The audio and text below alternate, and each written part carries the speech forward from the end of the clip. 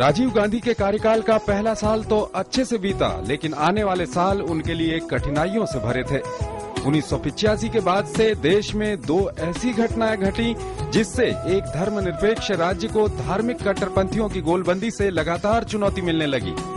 अप्रैल 1985 में शाहबानो मामले में सुप्रीम कोर्ट ने एक फैसले में मुस्लिम समुदाय में तलाकशुदा पत्नी को गुजारा भत्ता देने पर अपनी मुहर लगा दी।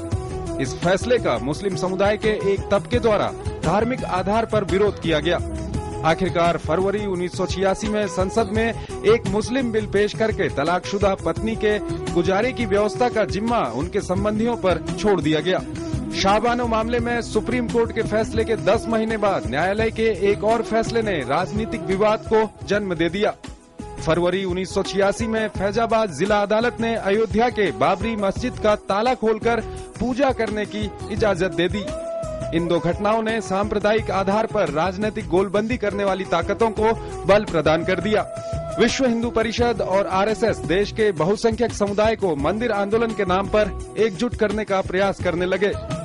इसी बीच सितंबर 1987 में राजस्थान में रूप कंवर सती की घटना हिंदुओं के ध्रुवीकरण में और मददगार साबित हुई।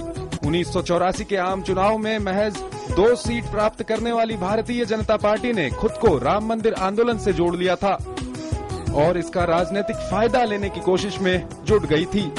इसी बीच अप्रैल में 1987 में स्वीडन के एक रेडियो से प्रसारित एक खबर ने भारत में राजनीतिक भूचाल ला दिया। इस खबर के मुताबिक भारतीय सेना द्वारा खरीदी गई स्वीडिश बोफोर्स तोपों के सौदे में दलाली की बातें सामने आई। बोफोर्स तोप के विवाद के कारण सरकार से हाल ही में अलग हुए विश्वनाथ प्रताप सिंह के नेतृत्व में भ्रष्टाचार के नाम पर गोलबंदी शुरू हो गई। गैर कांग्रेसवाद की पार्टियां जनता दल के बैनर तले गोलबंद होने लगी और राष्ट्रीय मोर्चा नाम के गठबंधन के साथ चुनाव लड़ने का फैसला किया। इन सब परिस्थितियों के बीच जब नवंबर 1989 में चुनाव हुए तो कांग्रेस की सीटें घटकर महज 197 तक सीमित हो गई। वहीं जनता दल को 142, भाजपा को 86 और लेफ्ट पार्टियों को लगभग 50 सीटें मिली।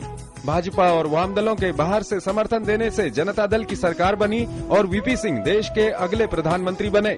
1989 का ये चुनाव भारतीय राजनीति में एक नए युग की शुरुआत थी, जब देश राजनीतिक अस्थिरता में प्रवेश कर गया। लेकिन दूसरी तरफ भारतीय लोकतंत्र में क्षेत्रीय दलों का उभार देश की बहुदलीय प्रणाली को और मजबूत कर गया। तब से आज तक किसी भी पार्टी को केंद्र में अकेले अपने दम पर बहुमत हासिल नहीं हो सका है। अमित भारती के साथ श्रीश चंद्र सिंह, डीडी न्यूज।